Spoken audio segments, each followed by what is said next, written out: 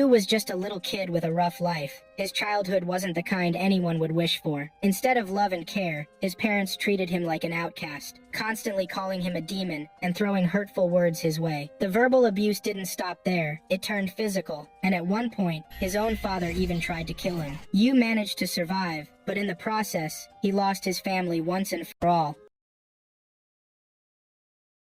After that, Yu was sent to an orphanage. It was there that he met the head of the place, who introduced him to Mika and the other kids living there. They were warm, welcoming, and genuinely kind, but Yu was still scarred by everything he'd gone through. Trusting anyone felt impossible, and he convinced himself he didn't need a family after all, the one he had nearly destroyed him. Even though Yu kept his distance, the other kids tried their best to reach out. They made every effort to bring him into their little world, to stand by him whenever he needed support. Slowly, Yu began to open up, letting his guard down bit by bit, until he finally started seeing them as his new family. But their fragile happiness didn't last. A deadly virus swept through, killing anyone 13 and older. The younger kids were the only ones left alive, but their safety was short-lived. Vampires took advantage of the chaos, capturing the children and raising them as livestock. The orphanage was no exception. Yu and the rest of the kids were taken away and forced into an underground city, where a new nightmare was waiting for them. The first scene shows a plane crashing in the middle of Tokyo, the biggest city in Japan at the time. A few minutes before that happened, life in Tokyo was normal and filled with people leading totally normal lives. However, just as the crash was happening, the entire city fell into chaos and despair as the adults suddenly started collapsing in the middle of the street and dying, with cars, trucks, and lorries flying and crashing everywhere. In just a few minutes, the entire city is thrown into pandemonium and filled with vampires previously hiding in the shadows, roaming all over what's left of the city of Tokyo. Shortly afterward, a group of toddlers from a nearby orphanage is seen running through some alleyways, avoiding as much contact with people as possible, just to get to their home in time and check in with their director. At one point in their trip, one of them stops to witness a stall-keeper vomit blood from his mouth and die. But rather than help the guy, he joins the others and runs as quickly as he can to get to the orphanage in time. Once they get to the orphanage, the blonde amongst them, Mikhaila Hayakuya, rushes to check up on their unconscious director as the vampires address the survivors about the virus outbreak, while the dark-haired dude, the one who witnessed the stall-keeper's death the other time, watches over the remaining kids. As the vampires continue addressing the public about the effects of the virus, they all hear footsteps approaching them from beyond the door and wait to see what happens next. Very soon, two vampires not only barge into the room but also abduct them, as well as several other kids from various homes, and drive them to their world in armored trucks. 4 years after the incident, Yuichiro, or Yu for short, as well as several other kids, get accustomed to living life as a ready-made blood bag, ready to be tested every morning and extracted by the vampires in their blood extraction facility. On one such morning, Yu, alongside his partner, Mikhaila, or Mika, and hundreds of other kids, is tested by the facility guards and cleared for extraction. Upon getting past the main guard post, the duo enters a facility and has their blood drawn for consumption by the vampires later on. Soon after undergoing their usual morning routine, Yu and Mika help each other out of the facility. But while Mika drinks the disgusting juice that the vampires provided them for nourishment, Yu throws it away and complains all over. Mika, on the other hand, tells Yu, who's rather defiant, that their living conditions aren't as bad as he claims they are. Not only are they safe in the vampire world, but they also get to live with their families. To him, that's all the luxury he wants in the world. As Mika continues yapping, Yu hurls his juice box at him, but as soon as Mika dodges it, the juice box lands amid two random kids scribbling something on the floor, and Yu calls to them. Just before they answer him, two vampires pass by, step on the kids' hands, injuring them, and have Yu try to get them to apologize. Irritated by Yu's feeble attempts to subjugate them, one of the vamps holds Yu up to his face and tips him over the bridge they're standing on, all while Mika begs him to let Yu go. Thankfully, before the vampire drops Yu to his death, a noble vampire, whom Mika calls Lord Farid, shows up to say hi to his favorite blood bag, aka Mika. As usual, Mika welcomes his master and tells him a little about what's happening there.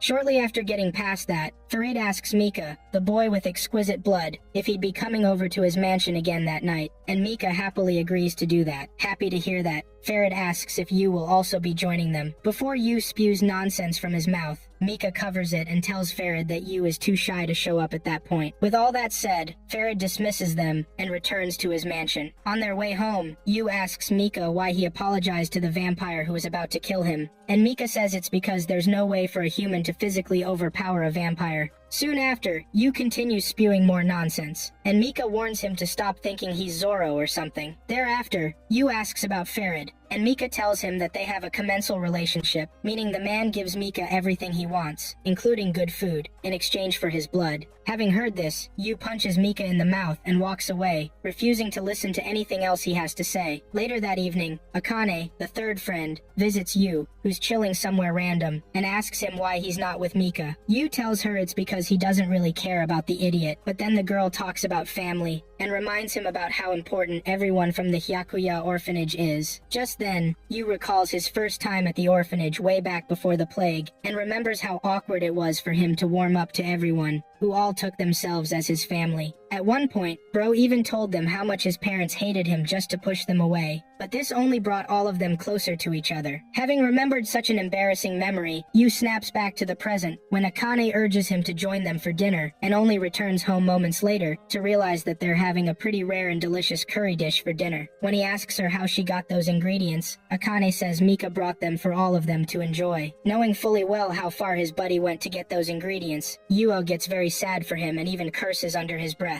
Once dinner's ready and served, Yu refuses to touch his food, even when the others are so happy to chow down their meal. Soon enough, the kid near him notices him moping around, but before she gets to know what's wrong with Yu, the other kids throw tantrums over their birthdays. To keep the dinner table calm, Akane declares that day to be the official birthday for everyone, and they all get to smile one more time. Shortly after the little chaos, one of the kids asks Yu if he knows where Mika is, but just as he's about to lie about Mika's location, something else happens at the dinner table, and they all get distracted with laughter. A few hours later, Mika returns to their home tired and weak, and checks up on Yu, who's still alive, to let him know he's now home. At first, Yu tries to ignore him, telling him that he ate all his food and left him with nothing, but eventually, he lets Mika know he's lying, and then asks him to explain what he had to do to get the ingredients for the curry. Realizing his question needs no answer, Yu suggests they use his blood on their next visit to the mansion, and Mika assures him that it's all good, as long as Yu holds on to his promise to teach those useless vampires a lesson when the time comes. Just then, Yu starts saying all sorts of things about humans being unable to defeat vampires, but Mika stops him, crying softly, and urges him to join him at the dinner table. Soon enough, Mika dishes out some food for both him and Yu, and forces the insistent Yu to eat the curry dinner, so he doesn't go to bed hungry. Thereafter, he presents a special gun he stole from Farid's mansion, citing that it's a gun that can kill vampires,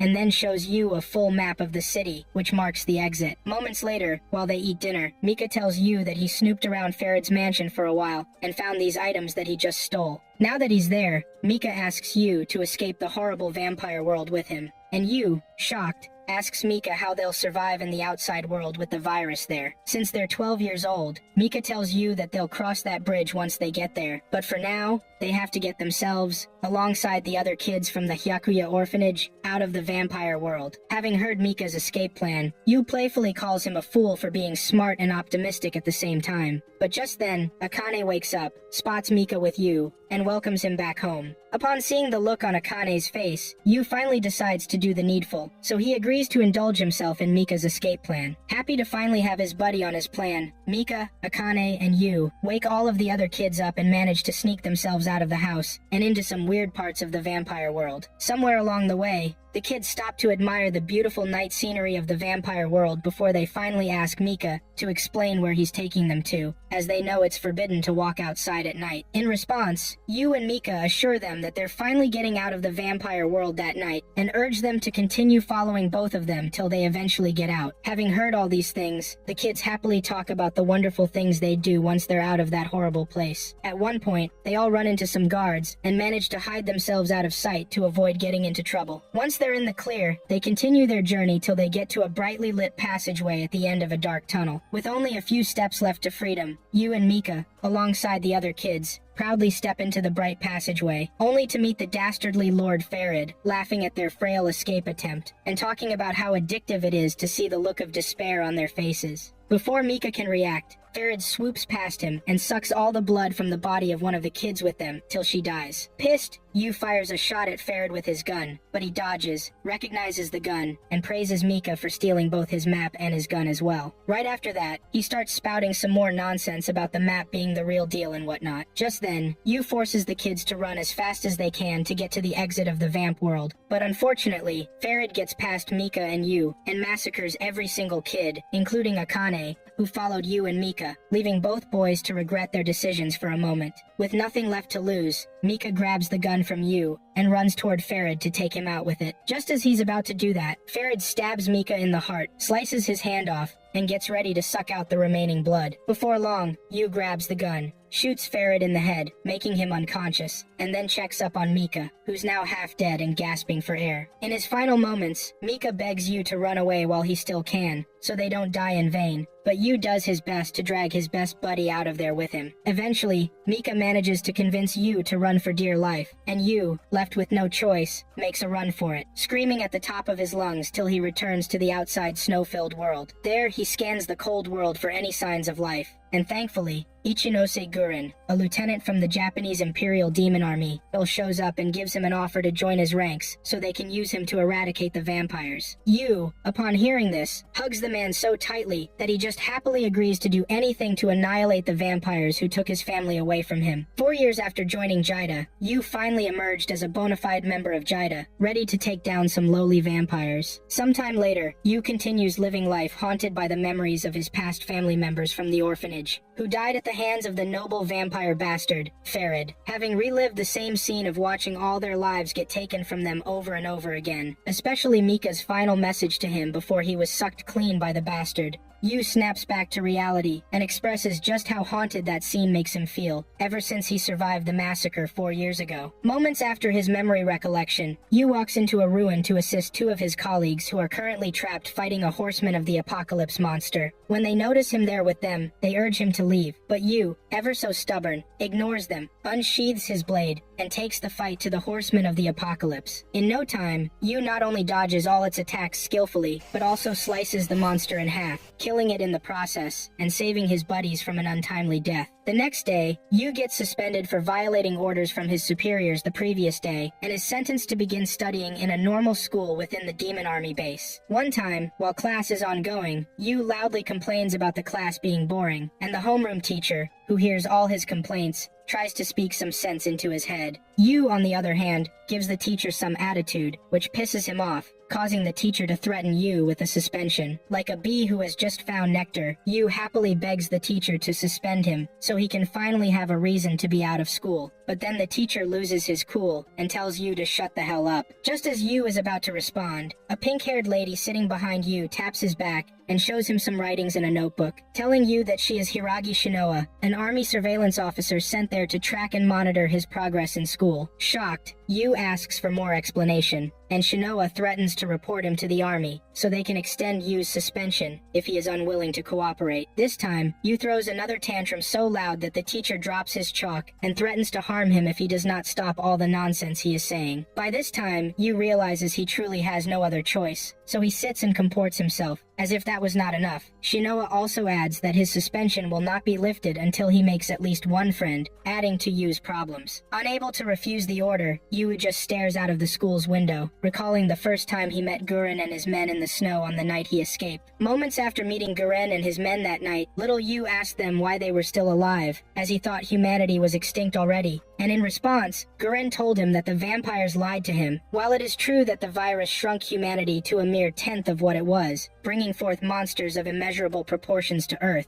humanity somehow found a way to begin its resurrection. Now that they have found a haven, Guren plans to gather the remnants of humankind and seize control of the entire planet, just as it used to be. Around this time, little Yu asks Guren to introduce himself, and right after doing so, Guren gives him the offer to kill the vampires and clothe him. 4 years later, Yu curses Guren for not keeping his promise to make him stronger, and for neglecting him while he keeps doing big things. As soon as class is over, Yu places his head on his table and ignores the other students rushing outside to go take ice cream. Just then, Shinoa shows up, teasing him to follow those goody two-shoes students and make friends with them. But when Yu tells her not to act like she knows him, Shinoa moves on to narrate Yu's background story to him, including the fact fact that he has an issue approaching others and becoming close with them just to avoid losing them. Upon hearing her say those things, Yu confronts her and tells her to ask Gurren to enlist him into the Jita, as he believes he is strong enough to kill the vampires now. To shut him up, Shinoa gives Yu a disconcerting letter from Gurren personally, and when he reads it, Yu squeezes it and leaves the class, complaining like a kid. Moments later, he catches Shinoa following him again to the cloakroom and tries to get her off his arse. Since she has been assigned to be his army surveillance officer, Shinoa tells Yu that she unfortunately cannot let him be on his own. However, just as they are about to leave, they hear 3 guys bullying a nerd nearby, and Yu pretends to ignore it to give Shinoa a false sense of judgment about who he truly is. As the bullying gets more intense, Yu eventually turns back and asks the guys to stop. When the leader of the bullies notices him, they flock around him and threaten to make him their toy if he does not calm down. Yu, who is itching for a fight, urges them to fight him so he can teach them a lesson, but just at the last minute, Shinoa warns Yu against beating up civilians, as it will extend his suspension, and Yu, unable to do that, allows the guys to beat him up. Some moments later, Yu and the bullied kid, Yoichi, go grocery shopping for their dorm. On their way back, Yu complains about the incident earlier and then asks Yoichi, who keeps apologizing, what his deal is. Yoichi claims that he is not being bullied,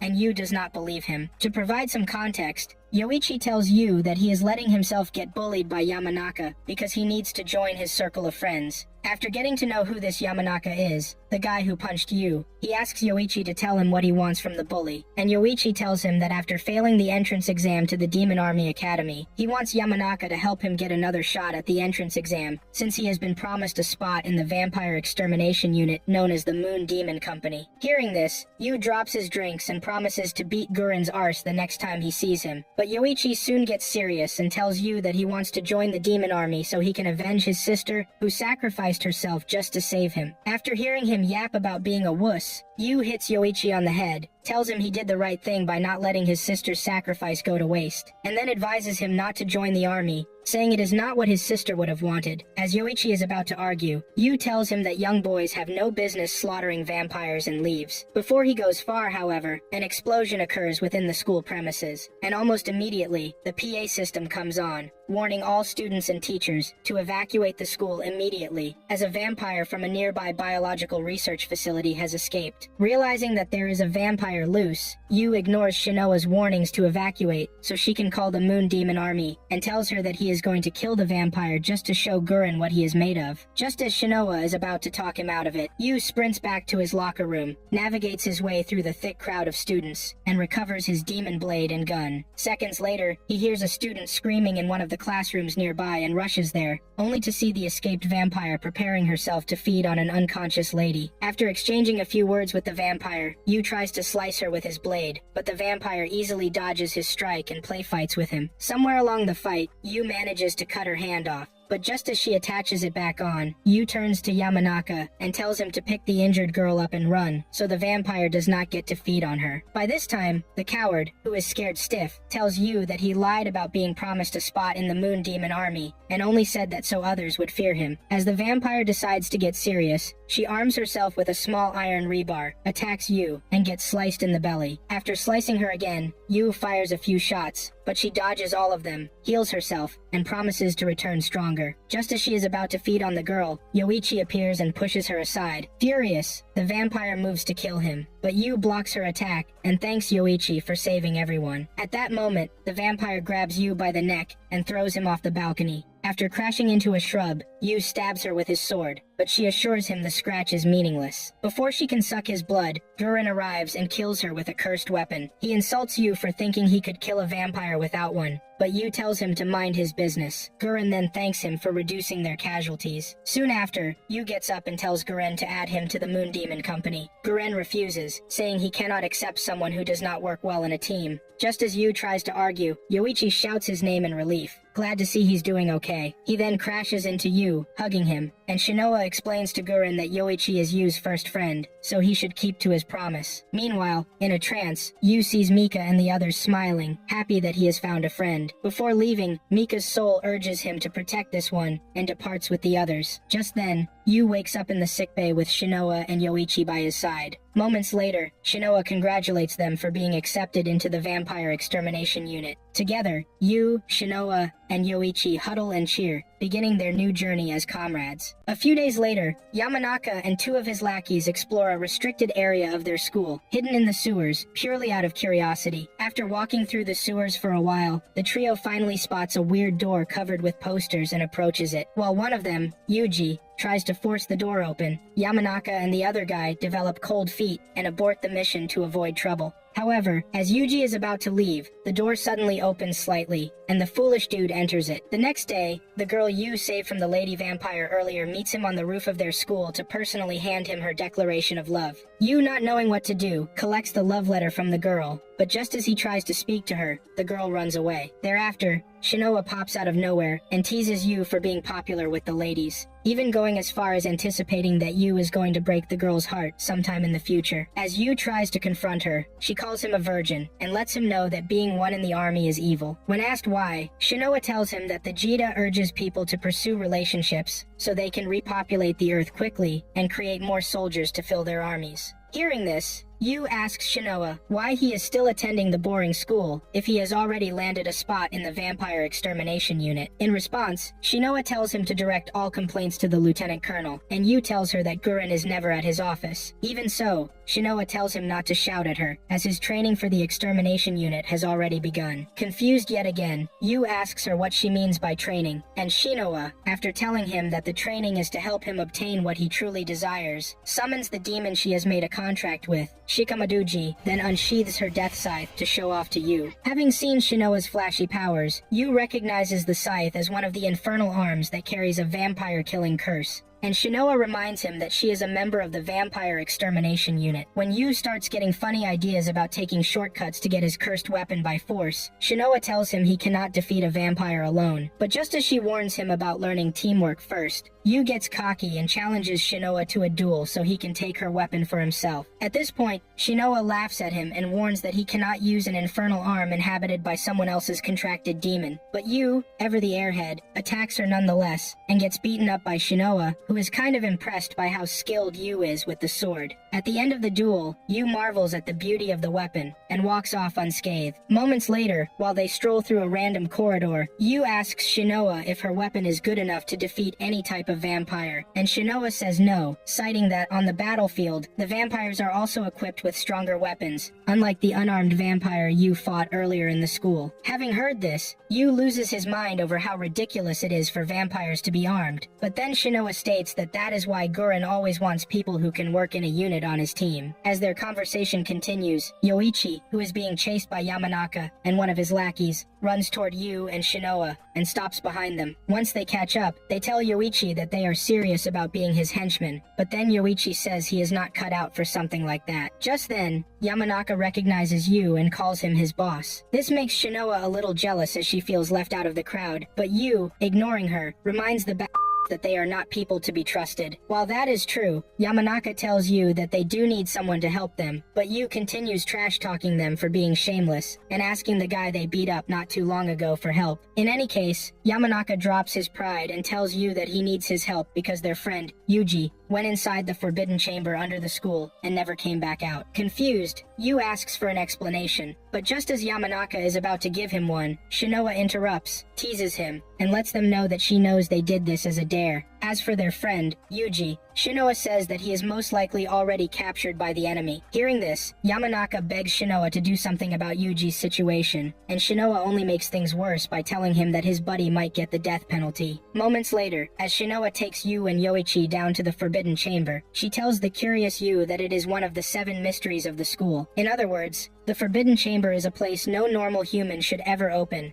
as it is used as a training facility for members of the Vampire Extermination Unit. As such, if a fool like Yuji enters the place, then he will be possessed by a demon. By this time, Shinoa reminds Yu that even though he has begun his training for the Extermination Squad already, they are about to move to the next stage. For this next stage, Shinoa continues taking Yu toward the underground shrine, citing that it is a space converted from a flood prevention area into a training area by the extermination unit. At the same time, Shinoa tells Yu that the entire school itself is a training area for the unit, meaning they can hold a demon underground and only recruit those students who are naturally unaffected by its evil energy. A few minutes later, the 3 of them finally arrive at the door to the Forbidden Chamber, where Shinoa tells them that only members of the Vampire Extermination Unit, or VEU, can enter. As for Yuji, who was not recruited, she says he is most likely a mindless murderous demon, as the demon would have taken over his heart. Despite hearing all those serious warnings and scary stuff from Shinoa, Yu damns the consequences and presses forward to defeat one of the demons, to acquire an infernal arm of his own, just so he can get revenge on the vampires for killing his family. Shinoa tries to warn him against entering the chamber alone, but Yu eventually gets in and finds an already possessed Yuji holding an axe and standing in the middle of a huge magic circle, surrounded by several other infernal arms. To stop him from doing anything stupid, Shinoa warns Yu to let the extermination unit deal with Yuji, but Yu, eager to make a contract with the axe in Yuji's hand, presses forward to attack the demon. Shinoa,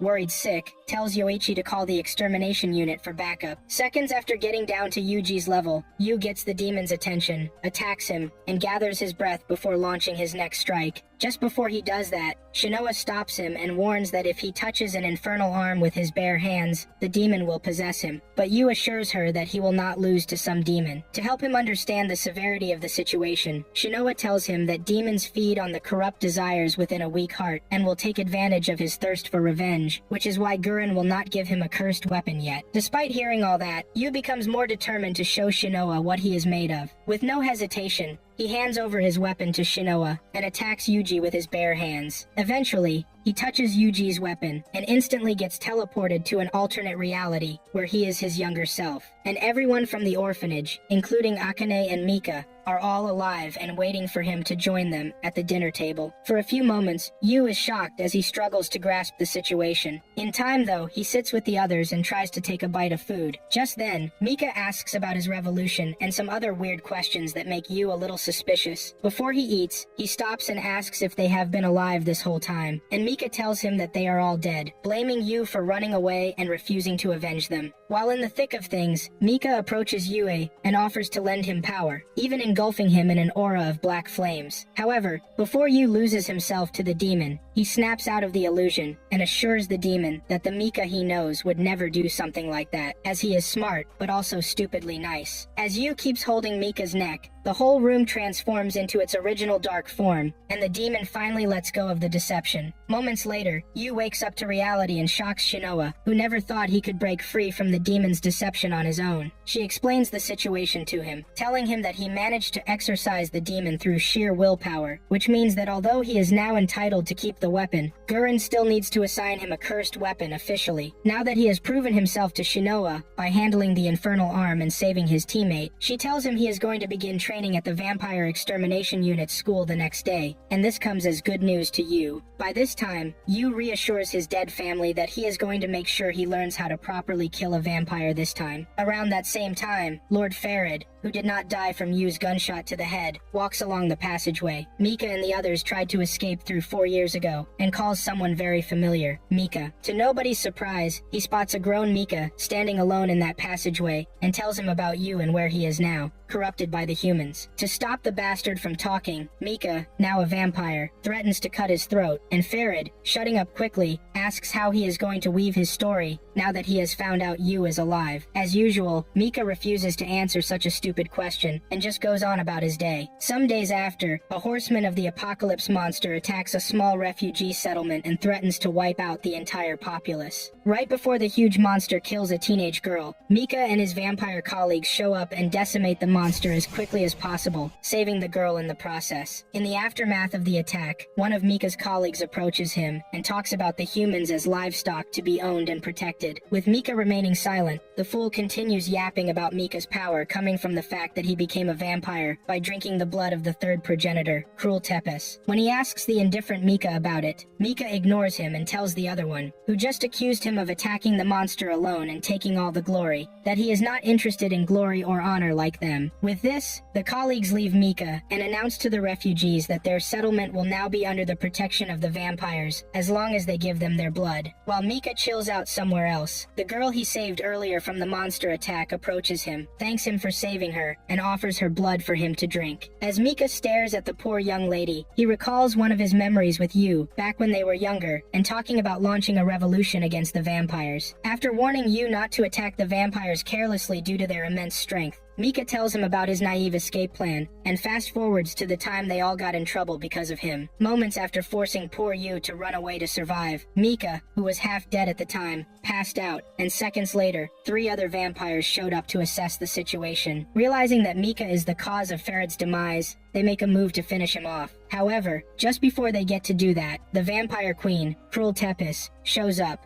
stops them from killing the boy, and tastes his blood to see that he will soon be dead. Thereafter, she calls on Ferid, who has been playing dead the entire time, to explain himself. Just then, Ferid gets back up, greets the vampire queen, and exchanges a few snide remarks with her. Once they get past the niceties, Cruel asks Ferid if he was truly shot by a human child, making fun of him. Ferid admits it, and she finally realizes that he must have let Yu escape while leaving Mika half dead on purpose just to mess with her. As she continues questioning him, Ferid reminds her that toying with the curse of the Seraphs is against the law, and threatens to report her to the Progenitor Council. Unable to allow that, Cruel gives him a chance to stop yapping, but when he does not stop, she attacks him, slicing his hand off his body, and threatens to kick his head off if he ever breathes a word of what just happened to the council. At this point, Ferid succumbs to Cruel's overwhelming power, and promises not to interfere any longer. With that settled, Cruel lets him go, and Ferid picks up his hand before leaving Cruel to deal with the dying Mika. Shortly after he is gone, Cruel asks Mika if he would like to gain the eternal life she has to offer. Mika says no. Even so, Cruel does not give him a choice as she bites her tongue, releasing her blood, and feeds it into Mika's mouth. As soon as young Mika tastes Cruel's blood, his transformation process begins, and in due time, he transforms into a vampire. Now, back in the present, Yu bumps into a pink-haired angry dude while walking through the corridor of his school, and stops to see who the telephone pole is. Just then, the angry dude punches Yu in the mouth for being stupid, and Yu ultimately gets into a fight with him. Moments after the fight, he joins Yoichi, who is waiting for him at the Vampire Extermination Unit's training school. When Yoichi asks what happened to his bruised face, Yu lies that he bumped into an ugly telegraph pole. When they get to the entrance of the school, Shinoa notices the bruise and asks about it, only for Yu to tell her the same lie. Once they get past that, they talk about starting their training for the Moon Demon Company, and Yu talks some nonsense about going out to fight the vampires instantly. In time, Shinoa takes the 2 boys to their first class with Gurren as their teacher. Gurren introduces them to the class before yapping about how they stopped their supervisor from attending class and whatnot. After hearing Gurren call them the dubbeds and the wuss, Yu takes to the podium and tells the class that he is not there to make friends with anyone. He adds that even though he does not know what they are studying there, he will be taking the best weapon for himself, so they should be prepared for his coming. Having heard all this nonsense, Gurren beats the mess out of him and asks about his lessons from general education class. With no response given, he tells Yu to get into his seat. After walking through some seats, Yu ultimately spots the pink-haired angry dude he fought earlier sitting beside him. Naturally, things between them get spicy again, but as another fight breaks out, Gurren asks Shinoa why her trainees are fighting. Shinoa says it is because Kimizuki Shiho, the pink-haired dude, provoked Yuichiro to gauge his ability, and she just had to hide and enjoy the show. Having had enough, Gurren kicks the life out of Yu and Shiho and leaves them unconscious for the rest of the class. About an hour later, Shiho, after getting treated by the nurse, visits Gurren in his office to talk about the Infernal Arms aptitude test being held the following week. Upon getting Gurren's attention, Shiho asks if it is still true that he will be granted a trial for the top-ranked Black Demon series. Tired of hearing the same question, Gurren asks him why he is so desperate for power. Shiho reminds him that it is because he needs money to cure his sister,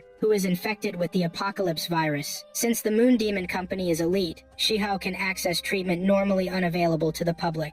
Even so, Gurren advises Shiho to forget about touching an infernal arm, as it will only feed on his desires. Furious, Shiho asks if Gurren thinks Yu will do better than him. Gurren, unsure, says he does not know, as Yu has once broken free from a demon, so he deserves some credit. Hearing this, Shiho insists that he is stronger than Yu, but Gurren reminds him that power alone is not enough to win the war they are about to fight. He will need friends very soon, or else he will be possessed by a demon, and it will be over for him. By this time, Gurren unleashes the demon inside his cursed sword, and lets the purple miasma fill the entire room to give Shiho a glimpse of how strong his demon is. After releasing the aura, Gurren tells him that demons thrive on desperation and rage. If Shiho does not keep his desires in check, he will be swallowed whole and turned into a demon himself. Sometime later, the recruits gather in a practice area to have their abilities judged in preparation for the aptitude test next week. Seconds before the test starts, the instructor briefs them on the dangers of poor performance. Yu tells his teammates that he will be taking the strongest weapons for himself. The instructor begins the test by asking them to pair up.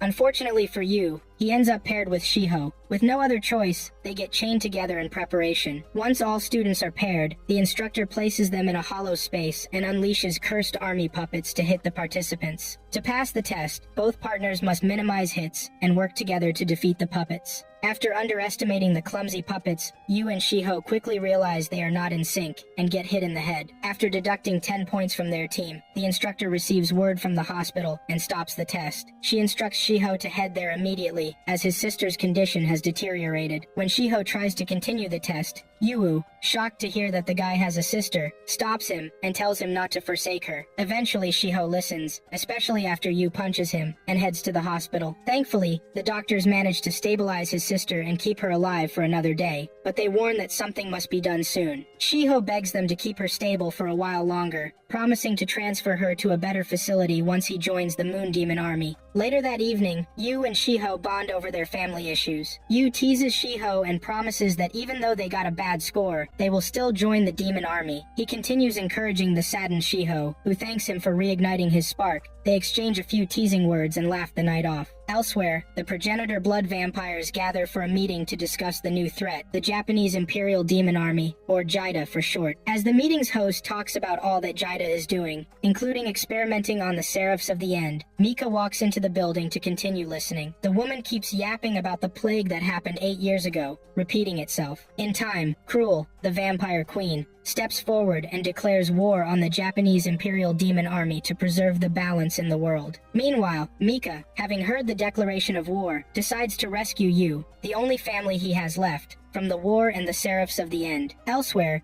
the higher-ups of the JIDA host their meeting to discuss the state of affairs within their protected regions. As the meeting progresses, Hiragi Shinya, Major General of the JIDA, gets up to make his report on the suspicious vampire activity around the Kansai region. Before he gets to that, he looks over to Ichinose Guren, who is fast asleep during the meeting, and has his seat partner wake him up. Once Guren is back up, he gets up and asks the members of the board if the boring meeting is already over. In response, the great General Hiragi Tenri, the highest boss in the room, warns Guren to watch his mouth so he does not get slapped or something, but then Guren boldly tells him that he was just bored with the meeting. As the tension between the great general and Guren increases, Shinya intervenes and calms the boss down so he can continue with his report. By this time, Guren tells the others to forward the minutes of the meeting to him when they are done, and prepares to leave rudely. When Shinya tries to scold him for acting poorly, Guren reminds him that mere people like him from the Ichinose clan do not have any power in such meetings, since the almighty Hiragi family is the ones who hold the reins of the Japanese Imperial Demon Army. With nothing more to say, another disgruntled member calls him a worthless scum, and Guren just leaves the hypocrites to continue their yap meeting. At the entrance to the council house, Guren is attacked by Yu, who is pissed at him for leaving him alone for 10 straight days, after promising him an infernal arm, but he easily dodges and parries the little dude away. Upon hearing the Nimrod yap about getting an infernal arm, Guren asks if he is that into revenge, and Yu assures him that that is the only thing he lives for. Since it is better to leave Yu out of the Hiragi's reach, Guren decides to just give the dude what he wants and be done with it. With that, he promises to get Yu to form a contract with a demon so he can be shipped to the front lines. After all, Yu is the one who has to worry about dying, not him. Upon hearing this, Yue gets insanely happy to be put to good use finally. But before he is dismissed, Guren teaches him a lesson for trying to hit his superiors and leaves him unconscious at the entrance. When he comes to, Yu visits the cafeteria, but then Shinoa, who just finished eating, spots him rubbing his head from afar and starts teasing him as usual. For the most part, Yu ignores her, but eventually, she congratulates him for getting his contract with the demon approved and assures him that Guren always keeps his promises. Hearing this, Yu knows he is finally one step closer to killing those bloodsuckers, so he steals his resolve and gets ready for what is next. Elsewhere,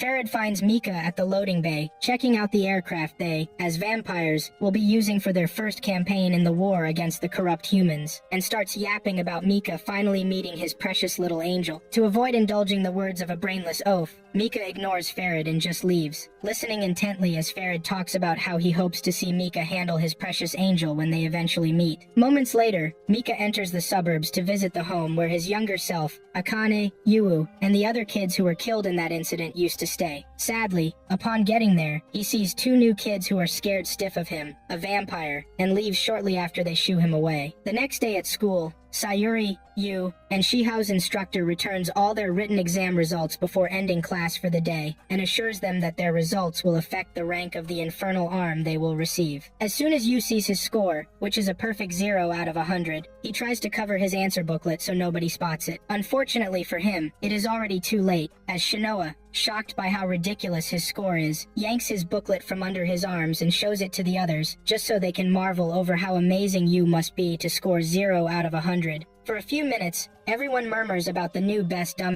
in their class, but when Yu gets his booklet back, he calls Shinoa a mean biatch. And Shinoa, who does not care about his grades, tells him she only did it to help him get more popular since he seems to struggle with making friends. Yu tells her he never asked for that, and says he does not need comrades to kill vampires. However, Shinoa assures him that he cannot defeat vampires without teamwork. As the duo argues, Yoichi shows up and mutters something about Yu being captured by vampires as a kid, and that being the reason for his poor Japanese. Before Yu can defend himself, Shiho calls him an empty airhead, and Yu tells him to show everyone his scores so they can see how intelligent he really is. To nobody's surprise, Shiho got perfect scores in all 3 subjects and made a few sarcastic comments about Yu's score. Before long, the two of them challenge each other to yet another one of their meaningless fights. But this time, Guren shows up unannounced and complains about the rowdiness of the class. Sayuri welcomes him to class, and Guren, upon checking things out, spots Yu and Shiho at each other's throats again. Once Yu spots Guren entering, he stops fighting Shiho and asks where his infernal arm is. Before Guren responds, Shiho pushes Yu aside and asks the lieutenant colonel why he abandoned class for 10 days, now that they believe they are ready to form contracts. Guren replies by asking if they think they are cut out for that, and Yu assures him that he is. Somehow, Yu and Shiho end up punching each other in the gut, but Guren asks Sayuri if they have built up resistance to a demon's temptation. Sayuri says that while she cannot properly gauge their strength, Yu and Shiho are far stronger than she was at 16. As for the rest, Sayuri tells Guren that the student with the highest stability against demons is none other than Saotome Yoichi. Hearing this, Guren gets a crazy idea to test their mental strength against demons. He unsheathes his cursed sword and warns that if they die during the test, they can blame their lack of training. Then, he plunges the cursed sword into the classroom floor and transforms the classroom into a hell-like space. Almost instantly, many students collapse under the demonic aura, but somehow, Shinoa, Yu, Yoichi, and Shiho remain standing until Guren ends the test. After returning the classroom to normal, Guren tells those still conscious that they need more training to receive infernal arms. As for those still standing, he says they will get a trial for the Black Demon series that instant. With that, Guren names the survivors: Yu, Yoichi, Shiho, and Shinoa. He mutters some sarcastic comment at Shinoa and leaves with them to begin the tryout. On their way to the cursed basement, Sayuri voices her concerns about giving Yoichi a trial, and Guren asks if she has a problem with his decision. When she says she does not think Yoichi has the strength to accept a demon, Guren warns Yoichi that if he is not strong enough,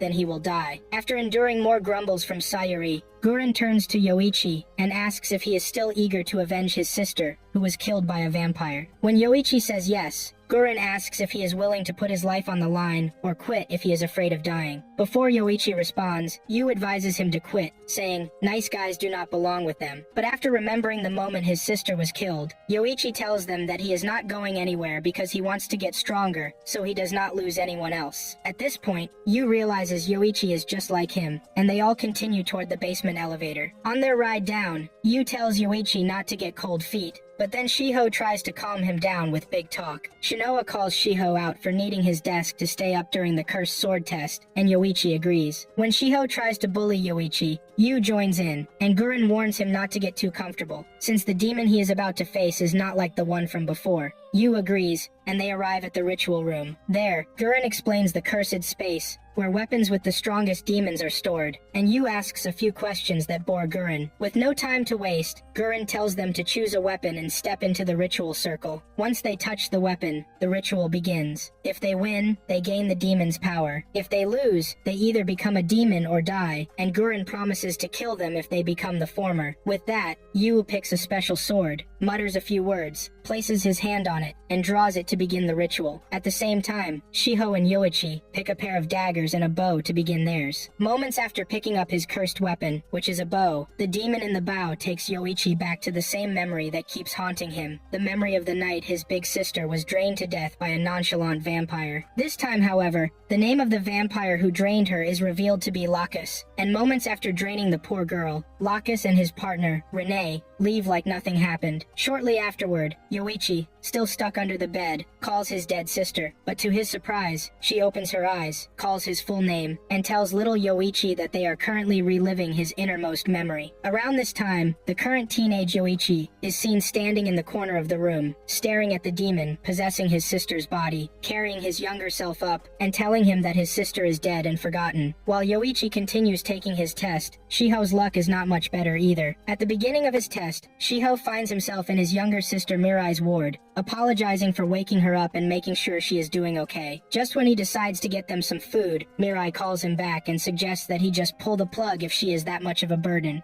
Hearing this, Shiho tells her never to think that way, but at that point, the demon possessing her frail body reveals itself and tells Shiho that it knows he is a greedy human who only thinks of his benefit. By this time, Shiho realizes he has been speaking to the demon all along, and the demon, with nothing more to hide, tells Shiho that the memory he is reliving is the truth within him. Hearing this, Shiho loses his cool and throws a tantrum at the demon. While that happens, Guren, who is quietly observing the state of the students, notices Shiho's fists clenching the daggers and concludes that he will make it out alive. Yu, on the other hand, gets transported to a white space deep within his consciousness. After walking around the space for a few minutes, the demon, posing as Mika, calls his name and takes him to the room where they all used to sleep before the plague happened. Knowing what to expect, Yu tells the demon to cut the nonsense, as he does not have time for its games. Shocked, the demon asks why he does not care much about his family. Yu responds that he is already used to the mind games they like to play, and suggests that the demon surrender its power so the test can end already. The demon smiles, releases all its aura from young Mika, and leaves him unconscious. As Yu tries to get Mika back up,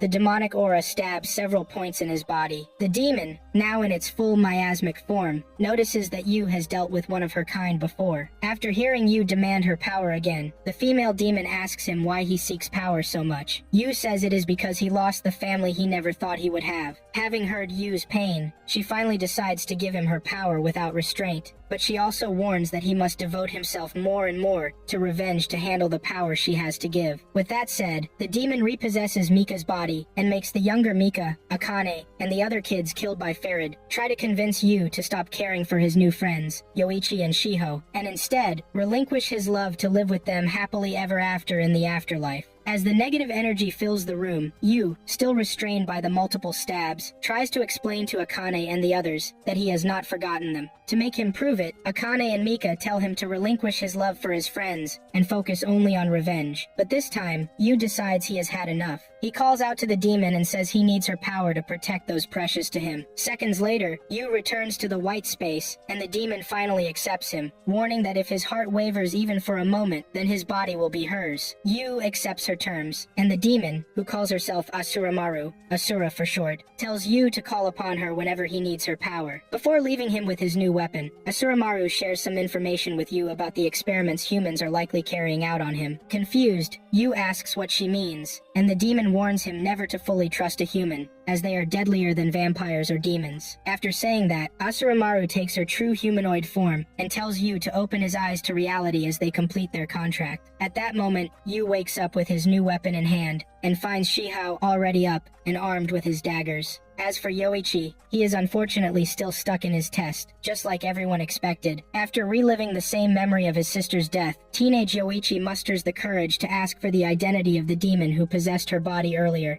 The demon reminds him about the Black Demon series test he is currently undergoing in the outside world. When Yoichi remembers this, he chuckles and engages the demon in small talk. The demon tells him that even though he seeks its power, it cannot find any shred of vengeance or hate in him. All it sees is love, stability, and compassion for others' traits it hates. Yoichi tries to argue, but the demon continues pouring negative thoughts into his mind, saying he hates conflicts without a thirst for bloodshed. Upon drawing its conclusions about Yoichi's character, the demon unleashes its aura, urges Yoichi to surrender himself, and stabs him. When Yoichi does not fight back, the demon, disappointed, tells him that it will never accept him as its master. It jerks Yoichi's body awake, smashes the statue containing Yoichi's cursed weapon, and notifies Gurren that the worst has happened. Before fighting, Gurren explains the situation to Yu and Shiho, who are both confused. Yoichi, now possessed by the demon, counts the humans in the room and summons his bow for battle. At the same time, Gurren instructs Yu and Shiho to eliminate Yoichi and the demon inside him as their first mission in the Moon Demon Company. Seconds later, Yoichi fires energy arrows at all three of them, but Gurren easily deflects them. Without wasting more time, he fires more arrows at Shiho and Yu. When they are hit, Gurren mutters about how powerful demons are even without feeding on the lust of their victims. Just then, Shinoa walks in to share her opinion, but Gurren ignores her. Yu reminds him that Yoichi is their comrade and says he is not going to kill him. Gurren tells him not to act noble and just end Yoichi's suffering. He warns that if they sacrifice themselves for Yoichi, it will be in vain because Yoichi will never return. Having heard all that, Yu draws his sword, unleashing its power, and works with Shiho to save Yoichi. While Shiho distracts Yoichi with an attack, Yu approaches from behind. They manage to knock the bow away from Yoichi, but when Yu lets his guard down, Gurren warns that the demon is inside Yoichi, not the weapon. Yoichi slams Yu to the ground. Shiho prepares to kill Yoichi, but Yu stops him. Once they are all back on their feet, Yu begins speaking from the heart, trying to bring Yoichi back. While he does, Shinoa pleads with Gurren to stop the kids from fighting their friend. Gurren agrees but tells her to take responsibility for the decision. When she refuses, he calls her a hypocrite. Meanwhile, Yu, dodging Yoichi's attacks, urges him to resist the demon. The demon forces Yoichi to aim his bow at Yu,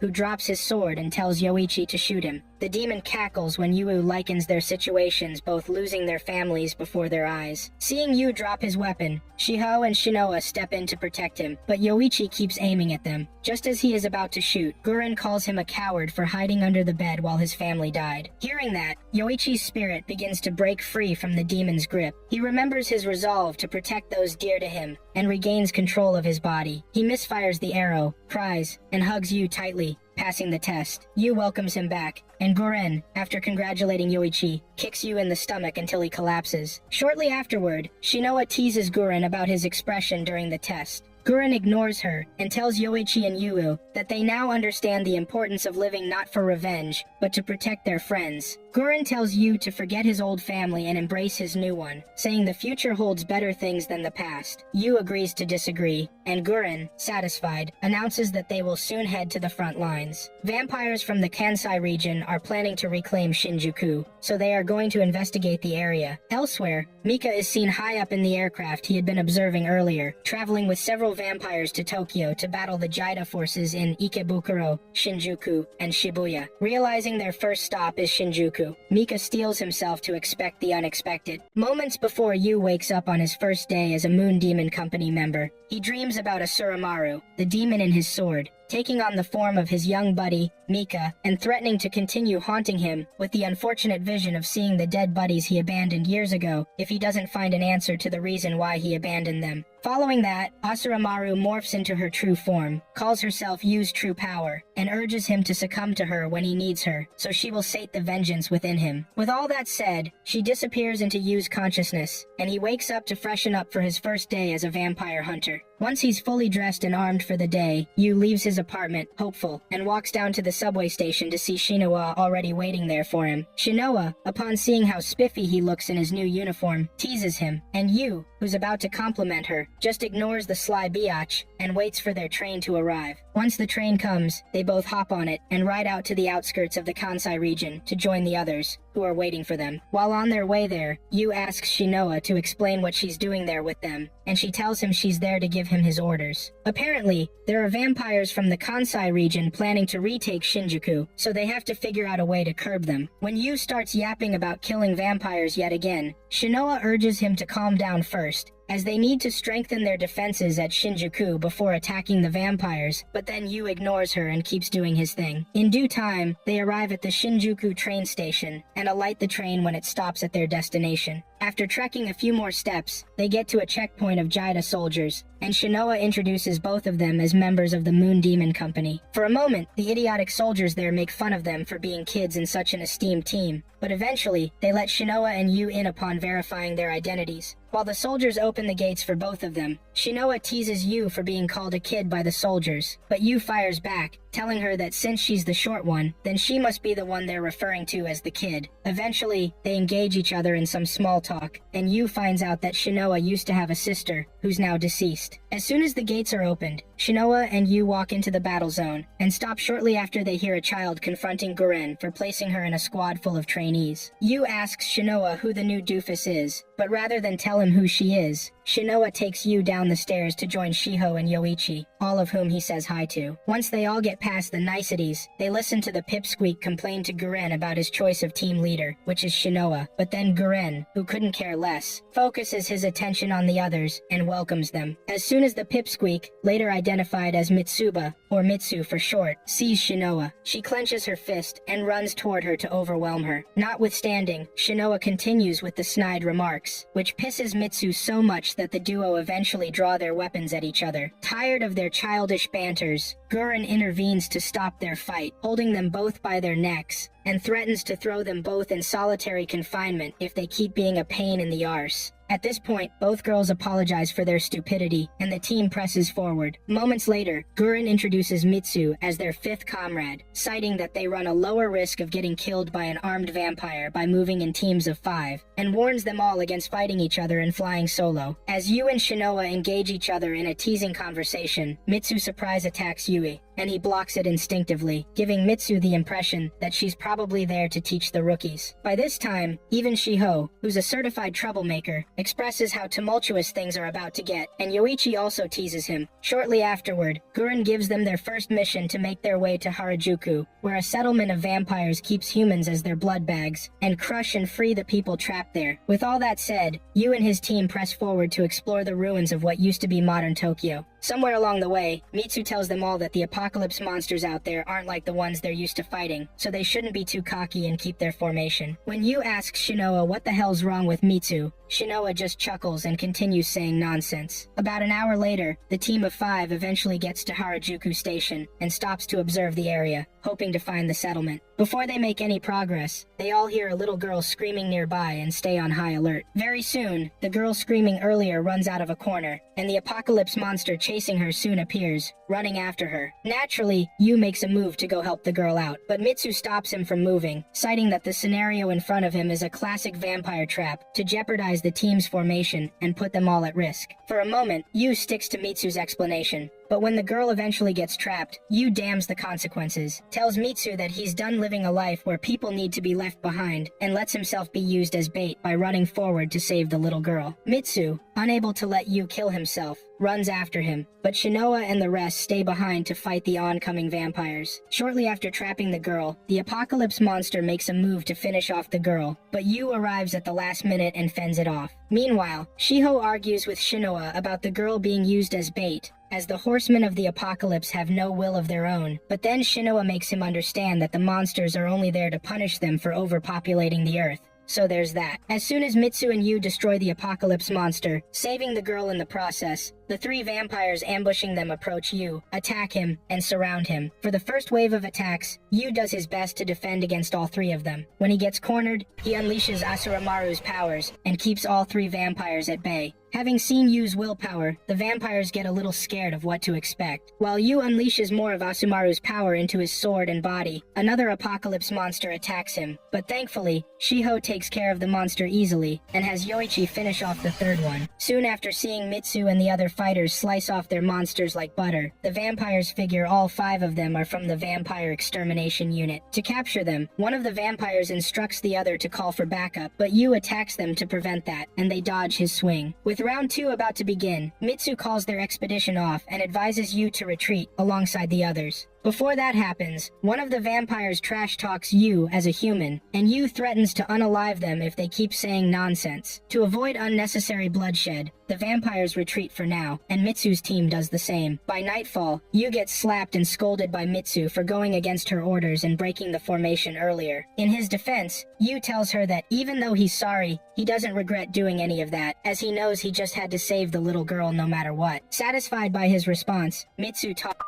about Yu's convictions, but just then, the little girl they saved earlier approaches Yu and personally thanks him for saving her from the monster. Mitsu then speaks some soothing words to the little girl before letting the other soldiers escort her away. Shortly afterward, she leaves, and Shinoa tells Yu to go easy on Mitsu because of her dark past. A few hours later, while taking her bath, Mitsu complains about Yu being a pain in the arse, but Shinoa, who's bathing right beside her, teases Mitsu about her falling in love with Yua, and then asks her if she hates him that much. In response, Mitsu explains that she just hates people who put their comrades' lives at risk, and Shinoa reminds her of how she used to be just like him, having remembered the dangerous encounter she had that made her lose her former comrades, all because of her inability to sacrifice one to save the many. Mitsu mopes in the shower until Shinoa tries to make her feel better. Despite knowing that she might not have been at fault, Mitsu easily returns to her normal self and plays around with Shinoa in the shower. Moments before the girls join them, the boys tend to the little girl and give her a milk carton to drink from. While she drinks from the carton, they ask her a few questions about the place where she was captured, the vampire's hideout, but before the girl answers, the girls walk out of the bathroom and have Yu taken aback by their beauty. In due time,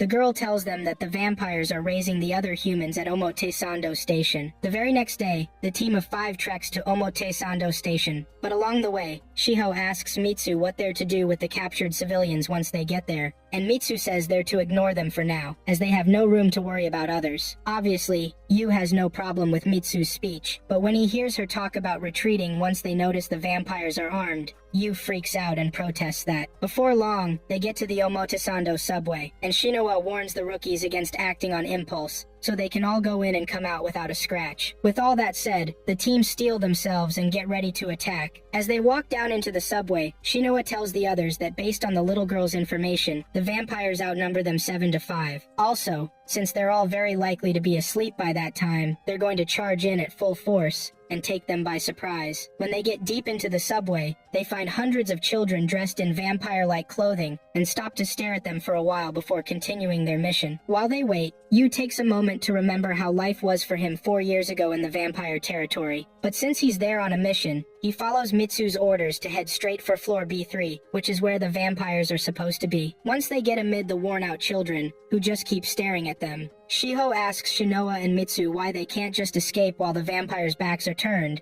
and Mitsu says it's because monsters are crawling outside the subway. In other words, they're getting protection from the vampires, and in return, the vampires harvest their blood. In any case, Mitsu and the fighters continue moving further into the subway, eager to conclude the situation so they can rescue the children as quickly as possible. When they finally encounter their first vampire, who was walking alone at the time, Yu waits for Mitsu to give the order to strike. As soon as she gives the order to draw weapons, Yu attacks the vampire instantly and destroys the fool using Asuramaru's power. After watching Yu disobey her orders yet again, Mitsu tries to slap him, but this time, Yu stops her from doing so and reminds her that he didn't act on his own, as he waited for her to sound the order before striking. Also, the enemy was unarmed, so he had to react before the guy noticed them and called for backup. Before Mitsu utters a response to his statement, a vampire sneaks behind them to kill them, but Yu, quickly noticing the vampire attacking, pulls Mitsu closer to him and pushes the vampire a few meters back. Thereafter, he engages the vampire in a short one-on-one battle to the death, and Yu somehow manages to shock everyone by taking down the vampire in just one swing. In the aftermath of the battle, Shinoa continues teasing and yapping about Yu's insane strength like an idiot, as usual. But soon enough,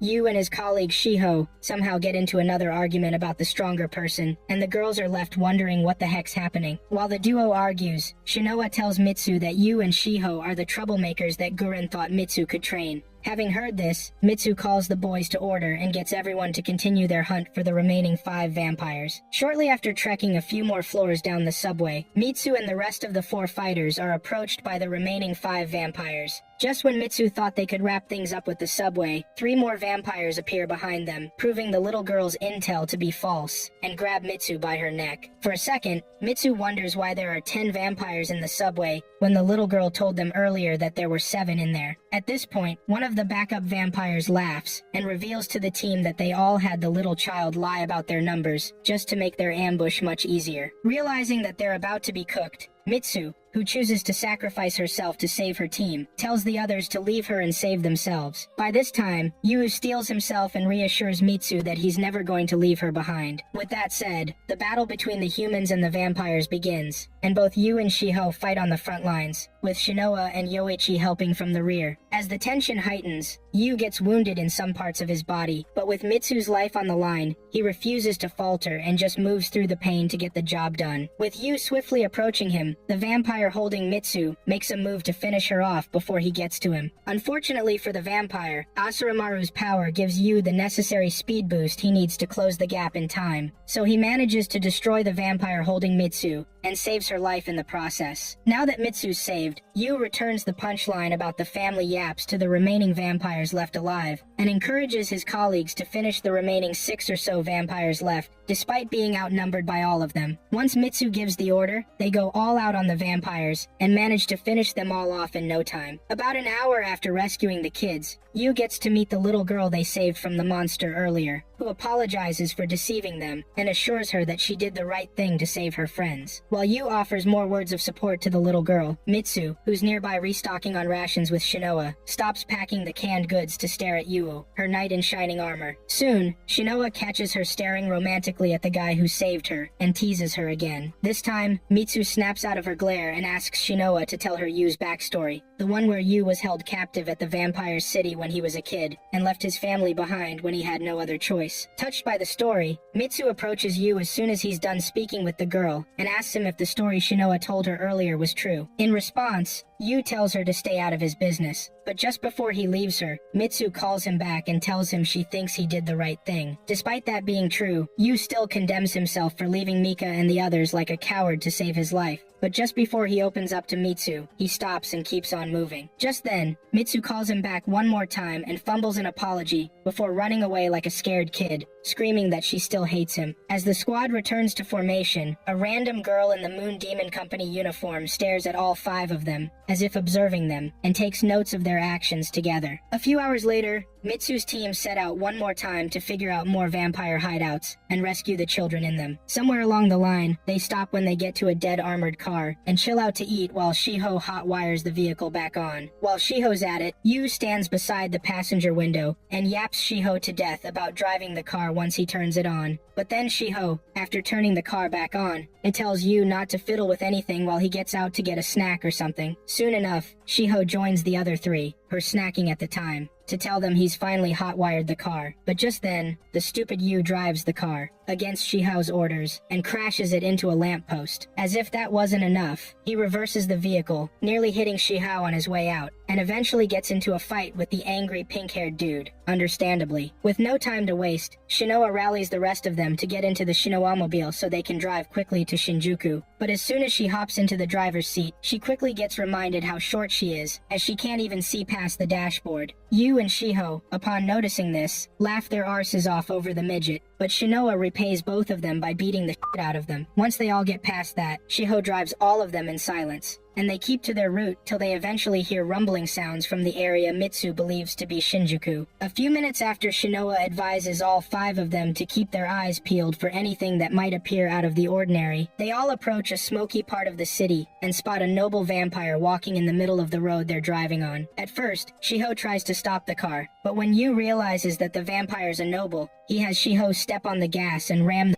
while they jump out of the car at the right time. To nobody's surprise, the noble vampire easily crushes the vehicle and deflects Yoichi's arrows. Just when he sends his Class 1 wind scythe attack to finish Yoichi off, Shinoa and Mitsu deflect the attack. Soon after, Shinoa dishes out instructions to the others to carry out, but just then, the noble vampire appears behind her to take her out, and Yu cuts off the vampire's hand holding the sword. For a moment, the surprised vampire steps back and yaps about Yu being an impressive human, but while Shinoa formulates an effective attack strategy to take the vampire out, 2 other noble vampires fall from the sky to protect their lord. Seeing this, Yu asks if they're to retreat, but Shinoa, knowing that the nobles will never let them go, advises they risk it all and fight with everything they have till there's nothing left. Luckily for them, before they engage the nobles, both girls remind their lord, aka the vampire they tried to ram earlier, that Farad is waiting for him on the front lines. To avoid angering the seventh progenitor, Crowley, the OG noble vampire, calls it a day and promises to fight all of them sometime in the future. As soon as he's gone, Shinoa heaves a sigh of relief, thanking heaven that they're saved, and Mitsu tells Yu, who's whining, that they need to join the Shinjuku units before those guys change their minds. Around this time, Yu curses at himself for still not measuring up to a vampire noble, despite having an infernal arm, but then Shinoa gets up and advises that he can narrow the power gap between them by learning a few curses alongside the weapon. However, even if he manages to do that, he'll still be the only one facing the vampire, meaning he's more likely to lose that way, unless he focuses on teamwork, which is more important than doing things alone. With that said, Shinoa thanks Yu for saving her, and he accepts her thanks. A few moments later, the team talks about what happens next, and ultimately decides to defend Shinjuku with all they've got. As soon as Yu and his peeps arrive at Shinjuku, the vampires launch an all-out war on the Jida base stationed there. In no time, dozens of vampire choppers raid the front lines of the Jida base, but in retaliation, the Jida forces fire several thousand arrows at the choppers, and manage to take out a few of them with each firing session. By the time the fourth wave begins, the commander manning the fort receives word that the southwest gate has already fallen to the enemy aircraft, so he steels himself and his men for what is to come. Just when they think the tides of battle are finally on their side, the Jida forces get the shock of their lives when the pilots of the special plane Mika was staring at earlier crashed the plane, which is loaded with explosives, into the fort walls, creating a large hole in their defense for their Vampirian forces to enter. Shortly after crashing the plane into the fort walls, the pilots, who are later identified to be the vampires who killed Yoichi's sister back then, Lacus and Renee, walk out yapping about the accuracy of the crash. While Lacus praises himself for completing the job, Renee complains about the small stuff.